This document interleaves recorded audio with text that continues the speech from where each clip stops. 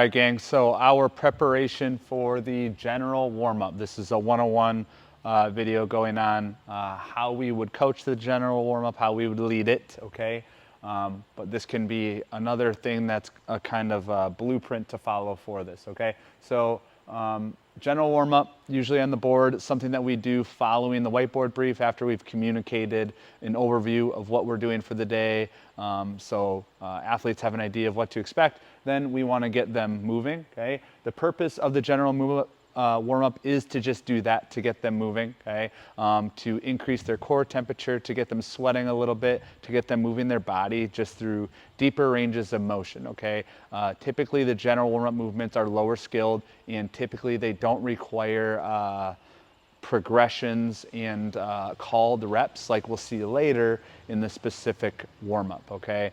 So it's really a time, it can vary. The warm-up can be anywhere from 4 to 8 minutes, so it's not super long, but it's really about just getting their bodies kind of primed and feeling a little better, because they might be coming in with some soreness from the day before, and out of that warm-up, we just want them to be feeling less sore and more capable, okay?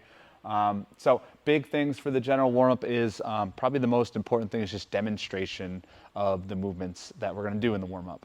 Typically we'll see 3 movements in the warm-up, usually not more than that. Sometimes you'll see 2 movements, okay? But really, we just, as a coach, we want to show a good example of what that movement is. So if there's air squats in the movement, we want to be able to show that movement and the points of performance in it, okay? And then really instructing them then what to do next. Now, it depends on what the warm-up is. Usually there's 2 iterations. There might be a task warm-up, which a task might look like 3 rounds of 3 movements.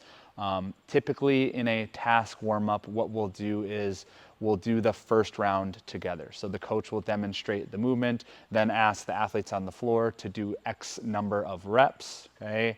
And then it'll be back to the coach to do the next movement. We work through the first round, and then the next 2 rounds can be done on their own. That's a good example of a task completion warm-up. Another example would be a time priority warm-up. With the time priority, it's really more so about demonstrating all 3 movements, and then getting the clock ready for us to set a 4-minute or a 5-minute or a 6-minute, whatever that time is, for the athletes to cycle through those movements. So it's just about clarity. That's the demonstration, okay?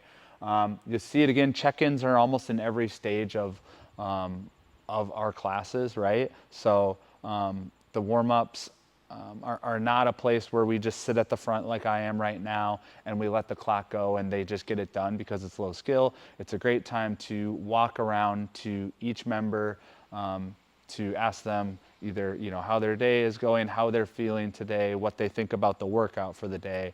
If we can do that in bite-sized chunks with each athlete out on the floor, that gives us a better idea of how everyone's doing so that we can coach them moving forward throughout the class. So we don't want to get stuck here. We want to make sure we're moving around and we're seeing how people are doing from the day, okay? So those are our check-ins. And then right here it says coach, right?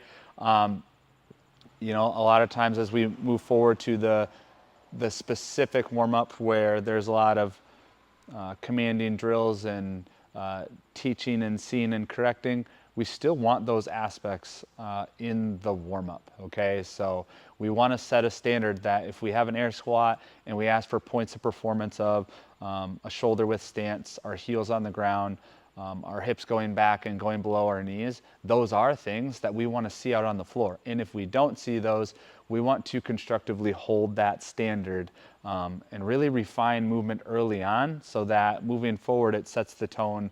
If they get ready for the specific warm-up or the strength, they're really doing and maximizing what they're doing moving forward. So while we want the warm-up to be lighthearted, fun, we want there to be banter and all that, we can still accomplish that while still holding people accountable in the warm-up, so that it's not just a passive state sort of thing. So just knowing that we're coaching, and right here it says don'ts. This just kind of goes with coaching, right? But we are a gym that coaches, and the warm-up isn't a place where we crank the music up full blast, and the coach stands up here, and we let it take care of itself, right? We want things to be personalized. We want the music down to what I call elevator music, where it's background music, it's there, but we can still communicate, we can still hear each other, and we're not in this heightened state. So just make sure that music is under control, and then like anything, that we're not stuck in one place, that we're using the perimeter of the gym and we're going around, okay? What else? Those really are the